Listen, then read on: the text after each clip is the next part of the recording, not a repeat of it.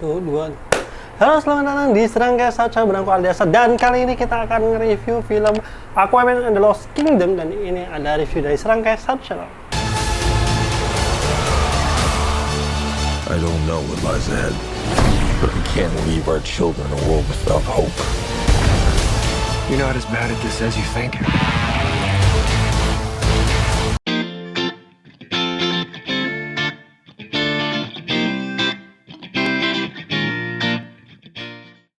Nah, kali ini masih disutradarai oleh James Gunn ya. Kok James Gunn sih? James Wan. Ya. Film Aquaman yang kedua ini bercerita, ini adalah film terakhir harusnya ya dari DC Extended Universe atau DCU gitu, yang akhirnya nanti akan di-reboot ke multiverse-nya DC yang baru. Nah, kali ini Aquaman and the Lost Kingdom ini bercerita soal Aquaman yang sekarang udah punya anak, yaitu Arthur Junior, yang kemudian harus berhadapan dengan Black Manta yang ingin balas dendam lah ya kepada Aquaman, dan tidak sengaja menemukan, sebenarnya bukan tidak sengaja sih ya, menemukan sebuah trident ataupun tongkat misterius milik seorang raja lalim pada zaman Atlantis. Itu punya 7 kerajaan gitu, yang mana itu adalah seorang raja yang punya kekuatan gelap gitu, yang akhirnya membantu Black Manta ini dalam rencananya untuk mengalahkan Aquaman, yang mana ya pastinya dia punya tujuan sendiri untuk menguasai dunia. Nah, kali ini Aquaman dibantu oleh adiknya yang sebelumnya di film Aquaman pertama kan menjadi main antagonisnya atau musuhnya ya, yang dalam perebutan tahta gitu, dan sekarang harus bekerja sama dalam misinya untuk mengalahkan Black Manta. Nah, ini adalah langsung aja review dari aku untuk film Aquaman and the Lost Kingdom ini, dan ini ada review spoiler buat kalian yang belum menonton. Silahkan kalian tonton terlebih dahulu di bioskop, dan ini adalah film DCEU terakhir sebelum kemudian di-reboot menjadi DC Universe yang baru lah ya oleh James Gunn. Nah, langsung aja menurut aku dari sisi visual, untuk visual di atas pulau atau di pantai, istilahnya di atas airnya, menurut aku itu udah cakep banget, indah banget. Memang salah satu kelebihan Aquaman pertama adalah visual ketika di atas airnya, tapi masih sama untuk visual di bawah lautnya, menurut aku masih secara CGI itu masih agak kurang ya.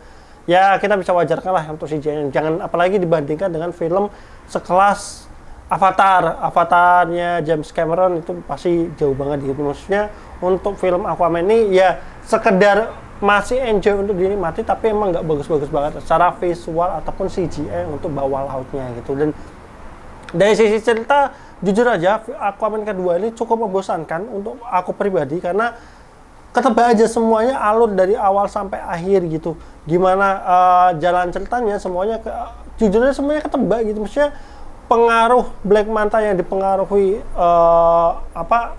si rajanya itu yang jahat itu, kemudian apa yang akan dilakukan oleh Aquaman dalam membebaskan adiknya untuk mencari Black Manta, itu alurnya straight aja, lurus aja, dan kayak semuanya kayak digampangkan aja. Menemukan Black Mantanya gampang, menemukan tujuan si raja terakhirnya itu gampang, jadi kayak nggak ceritanya itu kayak lurus-lurus aja, dan itu menurutku cerita yang mainstream gitu untuk dibawakan. Jadi jujur aja aku agak sedikit ngantuk, karena kayak udah tahu habis ini, habis ini. Di samping memang aku emang waktu nonton Aquaman ini kondisi lagi habis begadang, jadi emang nggak ngantuk. Tapi emang dari sisi cerita jujur aja nggak ada yang spesial gitu. Masih di bawah film Aquaman yang pertama lah menurut aku dari sisi ceritanya gitu. Cuman yang cukup bukan menyegarkan ya. Sebenarnya kalau tektokan antara Aquaman dan juga adiknya, dan ini mirip-mirip aja dengan kalau udah sering nonton film Marvel kayak Loki dan Thor itu ya, ini mirip aja sih tektokannya, kayak kakak adik yang cuman ini kayak dibalik ya. Iya, yang nyebelin kan kalau di sini Aquaman-nya yang nggak nyebelin. Kalau di Thor sama Loki sama sih kayaknya. Jadi menurutku makanya di sini pun bahkan ada candaan Loki juga yang muncul ya, yang disebutin oleh adiknya si Aquaman ya, yang mana si perannya Patrick Williams bukan sih pemerannya itu yang di Insidious kalau nggak salah. Nah, itu sih, jadi menurut aku di sini masih standar superhero biasa aja, nggak ada yang spesial banget jujur aja ya. Sayang banget untuk film Aquaman 2 ini menurutku secara cerita nggak ada peningkatan dari yang pertama, malah penurunan. Menurutku secara visual memang bagus, tapi entah kenapa visual di Aquaman pertama itu masih terngiang-ngiang. Jujur aja di aku pribadi secara visual, walaupun di sini ada visual hutan yang cukup bagus, memanjakan mata, cuman ya sekali lagi visual bawah lautnya menurutku biasa aja. Dan musuhnya sendiri dari Black Manta-nya sendiri juga kurang bisa memberikan kengerian tersendiri gitu di babak akhirnya. Tapi memang salah satu keunggulannya adalah di scene fight-nya sih. Menurutku pertarungannya di babak akhir itu masih bisa memberikan kita keseruan untuk film Aquaman ini gitu. Kalau secara scoring aku suka banget. Kemudian secara sinematografinya masih oke, jadi nggak yang jelek gitu sih, oke aja gitu. Jadi menurut aku film Aquaman kedua ini nggak film yang superhero yang cukup bagus untuk masih bisa dinikmati sepanjang filmnya. Cuman kekurangannya yaitu ya, menurut aku masih lemah, masih di bawah film Aquaman yang pertama. Dari sisi cerita cukup membosankan, ketebak semua alurnya seperti apa, jadi agak bikin ngantuk juga filmnya gitu. Terlepas dari scene pertarungan yang masih fast-paced dan masih bisa seru untuk dinikmati di film ini gitu. Dan masih candanya sih menurut aku masih kurang serius dan diakhiri dengan apa ya, mengingatkan aku dengan film-film Black Panther sama film Black Panther sih. Aku inget, benar-benar ngingetin film Black Panther yang mana di akhirnya mereka ngebuka dunia Atlantis itu ke permukaan yang gila.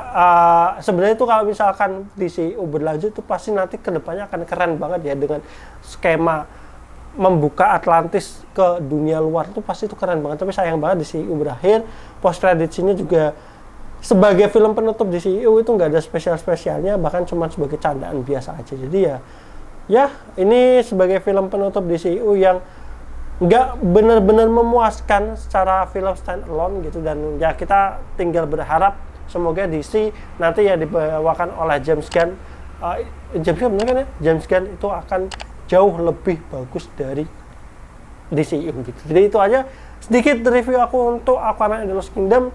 Untuk skor mungkin aku cuman kasih 7,5/10 untuk film Aquaman kedua ini. Bagaimana pendapat kalian? Silahkan tulis di kolom komentar. Sampai ketemu di video berikutnya. Bye bye.